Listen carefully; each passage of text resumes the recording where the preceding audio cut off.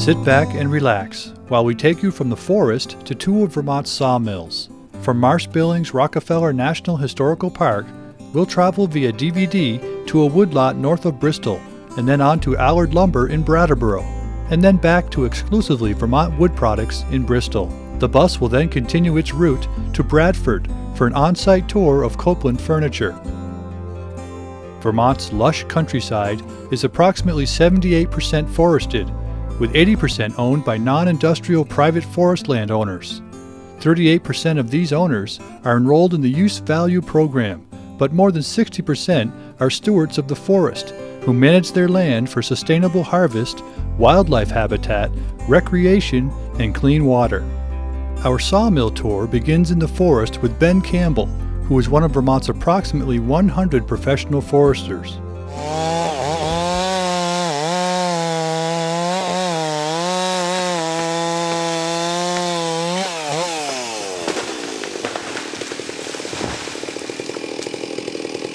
When you get tighter growth rings, the tighter the growth rings on a tree, the more durable and the more stable the wood products will be. But see, it tells the story pretty good. Look right there. When it was the very in its beginning, youth.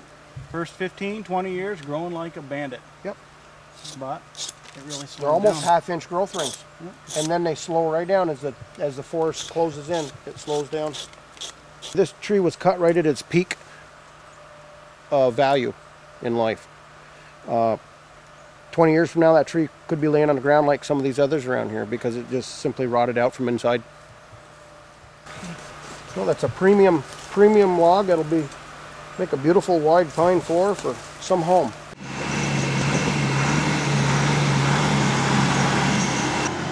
Vermont's annual timber harvest is about 250 million board feet of saw logs. There are almost 160 sawmills, with about 75 considered commercial, that is, volume greater than 1 million feet. However, only about a half dozen mills process 70% of the volume. Many of the remaining mills produce lower volume but higher value specialty products. Among the larger mills is Allard Lumber in Brattleboro, where we'll see the process from log delivery to lumber. We do all northern New England hardwoods. The maples, which would be hard and soft maple, which are both hardwoods, even though you do say soft maple.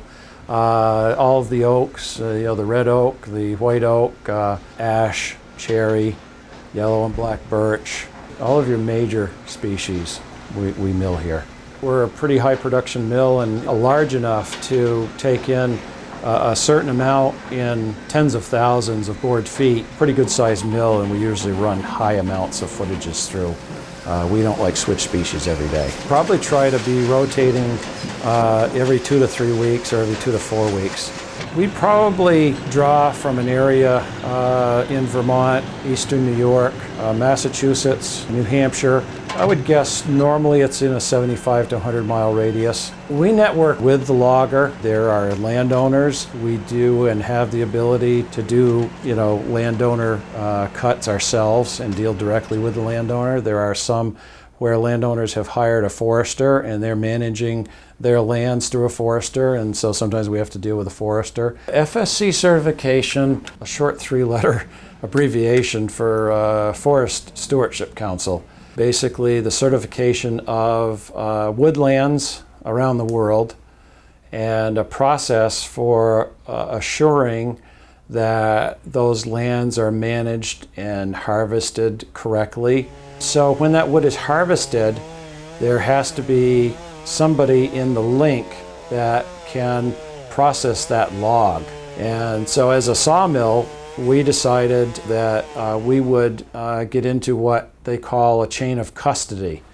And so that everybody that touches that product, when it comes from a certified piece of land, they can track that from the land to the harvest of that log, to the mill, to the person that's going to secondary manufacture our lumber, whether it be, flooring or doors or jewelry boxes or whatever it's going to be. And so that every segment of that lumber is traced Well, the wood waste that we have, which basically one would be bark, which is taken from the outside of the logs before they go into the mill.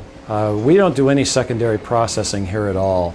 So we sell the bark in its raw form to any other secondary manufacturers, and they'll take it and whatever they're going to be using it for bulk retail or, bagging it or however they're going to do it. So all of the bark is sold and none of that goes to waste. We invested in the head rig optimizer about 4 to 5 years ago.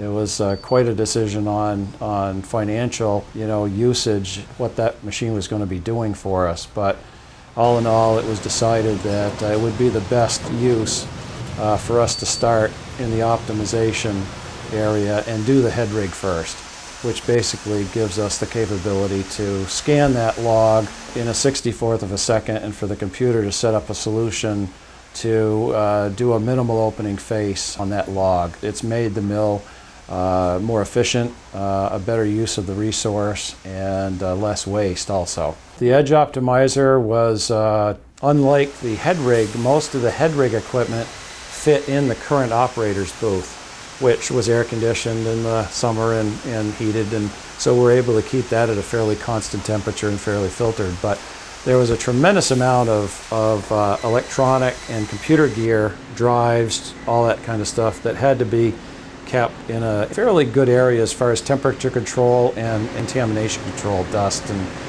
that type of thing.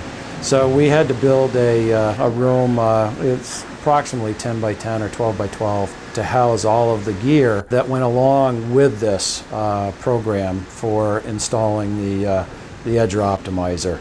Not only did we have all of the mill work that had to be done as far as the millwrights and welding and fabricating and concrete work, but we had the electrical and all of the programmers that were involved in doing the computer software and the programming of the computer itself, and all the programs for all the different species as far as hard maple or soft maple or red oak or whatever you're sawing at the time.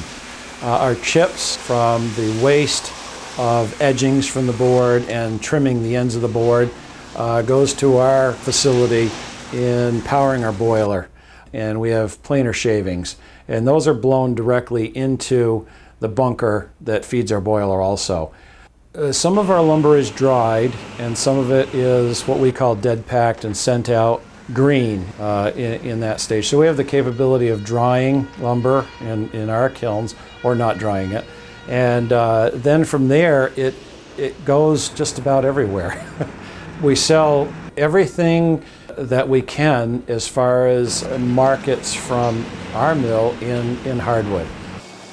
Our next tour will take us to a much smaller specialty flooring mill in Bristol.